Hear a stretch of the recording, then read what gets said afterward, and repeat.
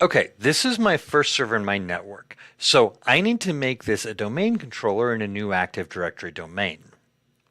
Now, domain is kind of the foundation of all security inside an on-premises Windows network. So this is going to be one of the first things we have to do. Now, this is going to be a two-step process.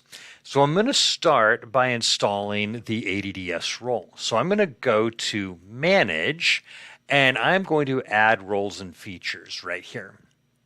And before you begin page, I'm just going to click Next. We have two different types of role or feature-based installation or remote desktop services installation. 90% of the time, this is what we're going to do, role or feature-based installation. We only do this when we're setting up right here. They define it a virtual desktop infrastructure environment. So I'm going to leave this selected. I'm going to click Next. Okay, and then it's going to ask me for my server. Key thing here, you can have Server Manager manage multiple servers at the same time. And if I had done that, and this is my first server in my network, right? So I don't have anything else. But if this was an established network and I had multiple servers connected to it, then I could see the whole list down here and I would just pick the one that I wanted. But as it is, I'm just going to do this to an existing server. Alternately, notice, by the way, I can do this to a virtual hard disk if the server isn't active at the moment.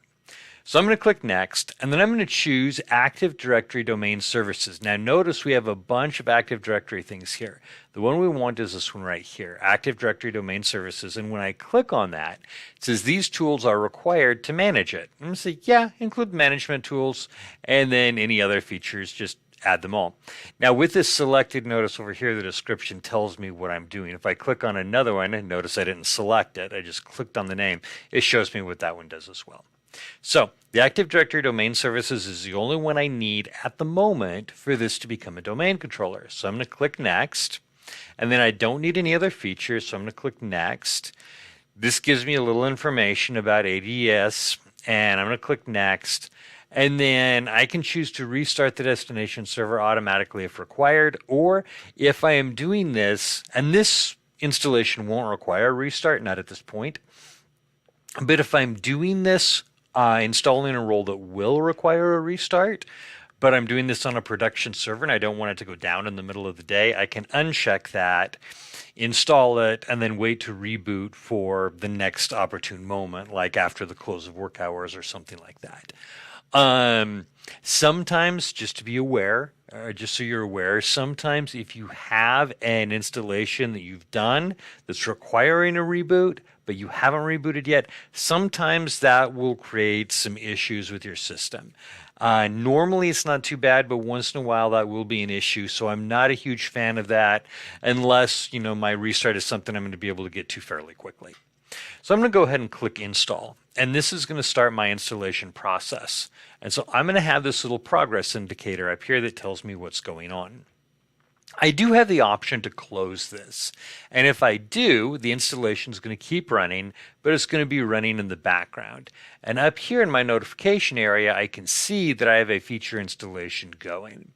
So I'm going to click away from that, and I'm just going to let that set for a minute. When it completes that installation, I'm going to get another notification up there in my notification area with some follow-up instructions, honestly, for part 2 of the process.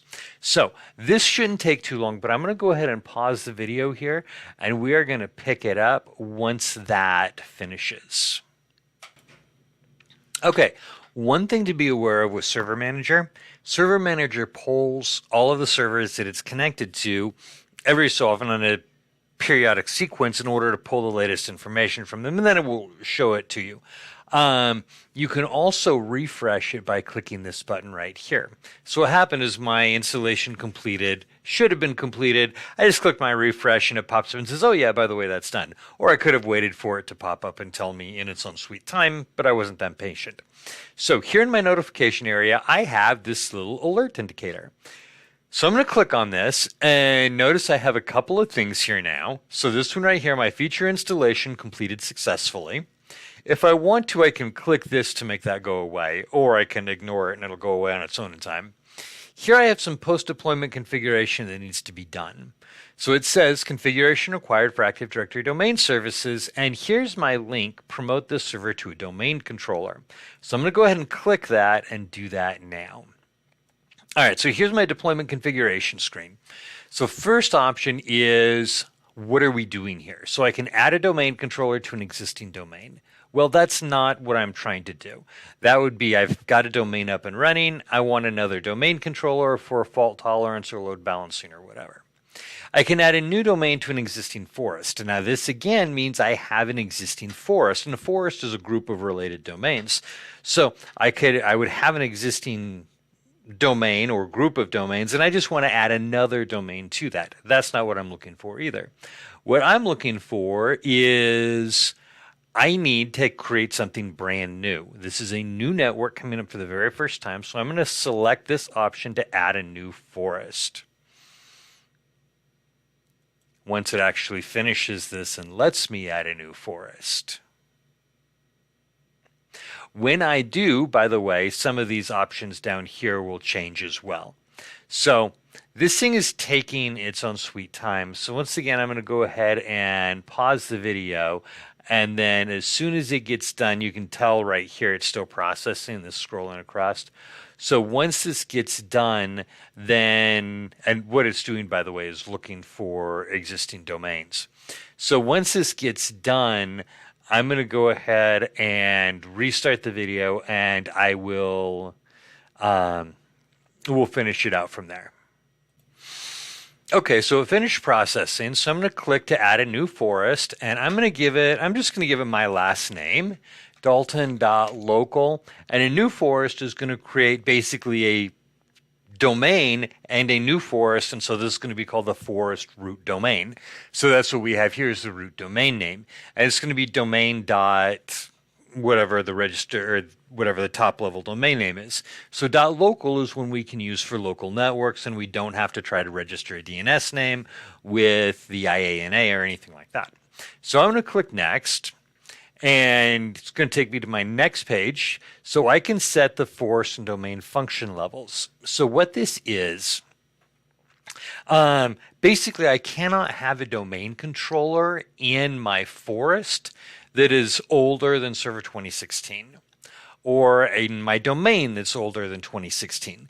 So the function levels give different capabilities to the domain. 2016 is the newest version, the most recent time they made a change to that schema. So I'm not going to use any domain controllers older than that, so I'm going to go ahead and leave those as 2016. Now, if I was planning on using an older domain controller, then I could click the drop down and I could choose whatever was going to be the oldest domain controller I was going to use. But since this is new, I'm going to leave it. Now, I have to have DNS in order for this to function. So I don't have a DNS server already, but if I leave this checked, what happens is this process is going to install DNS for me. My first domain controller also has to be a global catalog server. Let me back up to this for a second. If I had another DNS server already in my network, I could choose to use that one instead. This one gives me the option to check or uncheck the global catalog. I cannot, because my first domain controller has to be a global catalog server. And then this is going to, or I cannot set the option to make it a read-only domain controller. That would be something I could do with an additional DC, but not my first DC. Then I'm going to set a directory services restore mode password. This password is only used if something seriously goes wrong with Active Directory and it becomes completely corrupted, and you cannot log in local or cannot log in normally using the Active Directory passwords. So this is like panic button kind of thing. So make it a long, complex password, hide it away. Don't let anybody have access to it. Don't lose it. Hope that you never need it. But if you do, you're going to want to know how to get it. So we're going to click next. DNS options, it says it can't find parent zone. Yeah, it hasn't created it yet, so that's fine. Now it's going to look for the NetBIOS domain name. So basically what it's doing, NetBIOS is something we used in Windows a long time ago. We'll still use it for some communication, but typically we use DNS names now.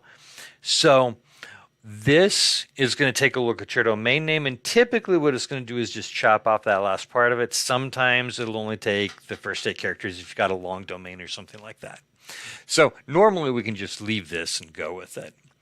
The path screen, this is going to tell us, once it gets here, there we go, where our database is located, where our log files are located, and where our sysvol files are located. And by default, that's all going to be in the C:\Windows directory. And C:, because that's where our operating system is located. Now, I can choose to change that if I've got alternative hard drives or alternative volumes. I can choose to change that location. But since I put everything, when I installed the server, I put everything in one volume, I'm just going to leave it alone. And then we have our option to review everything. Here, one of the things that happens as we walk through this wizard, it actually creates a PowerShell script. So if you click the View Script button, this will show you the actual PowerShell script that basically we just created by going through that wizard. And this is what's going to run in the background. Now, where this becomes useful is if you're going to do this a lot, either not just adding a new forest, but if you're going to do, 4 or 5 different domain controllers, then you can do your first one as an additional domain controller and then just copy the script out and run the PowerShell script on the others to automate the process. So I'm happy with that, so I'm going to click Next. We're going to run a prerequisites check. Now, anything that comes up as a warning, we can normally not worry about too much. What we're looking for is anything that comes up with a red arrow or a red stop indicator. And we don't have any. We've got all prerequisites checks passed successfully. There's a couple of little warnings that it tells us. We can look at those and worry about them later. This one is going to go away anyway because it's going to install its own DNS server. And then we click Install when we're happy. And that starts this process. Now, again, this is going to take a little while. When it gets done, it will have installed the DNS role. It will have created our DNS zone for name resolution to help find the domain controllers. It will have installed the Active Directory database and created a bunch of predefined users or groups, not users, but predefined groups, group policies, things like that. And it will have installed all of the management tools. Now, this will require a restart. When it restarts, the account that you use to do this, and I just use the default administrator account, becomes that foundational account for administering the domain. It's a domain administrator, it's a schema administrator, it's an enterprise administrator. Basically, this account, whichever one you use to do this, becomes all powerful in the domain. All right, hey, we're already done. So we're going to click Close. We are going to, that should have triggered a reboot. There it goes. Okay, we'll let this go ahead and, yep, I want to reconnect. We'll let our server finish rebooting. It's going to continue doing some things once it starts coming back up. Not things that we're going to see, it's happening in the background. So, but this reboot might take a little bit longer than a typical reboot that you might be used to. So, we're going to let this thing keep running. It shouldn't take it too long, but I'm going to go ahead and pause while it finishes running in the background. Yeah, here it comes, just as I say that. So we are now applying our computer settings. This is some of that more background work that it's doing. And in a minute, it's going to come up with our login screen.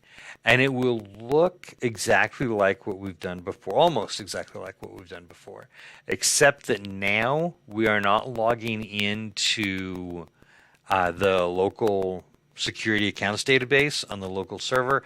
Now we are logging in using the Active Directory domain information.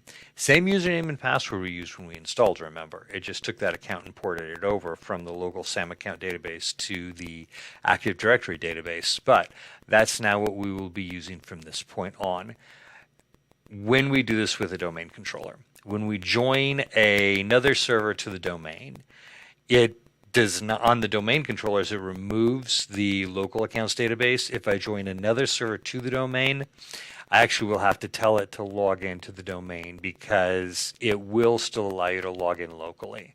This will not. And because it won't, that's why we have that Active Directory restore mode. If this gets corrupted, that's what we have to use. All right, I'm going to go ahead and pause this. We will wait for it to finish coming up, and then we'll look real briefly at some of the changes that were made. Okay, so we're back up with our sign-in screen. Let me go ahead and maximize this. All right, so I'm going to set my username as administrator, same one that I used before. If I can spell it correctly, you're going to use the same password that I used before. Notice now that this says I'm signing in to Dalton, however, not to my local computer. So we go ahead and sign in. Server Manager comes up. See if that'll allow me to go full screen now. There we go. And under my tools, you're going to see a bunch of tools added here for managing Active Directory. And then when roles and features begin to populate over here, we'll also see, there we go, ADDS has been installed, DNS in addition to our file and storage services. And then over here we see ADDS and DNS. Okay, there we go. We have Active Directory installed and up and running with a brand new domain.